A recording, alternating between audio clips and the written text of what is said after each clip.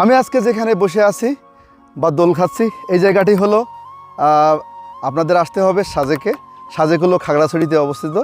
আর যেখানে বসে আছি একদম ভারতের সামনে আমার মিজোরাম পাহাড়।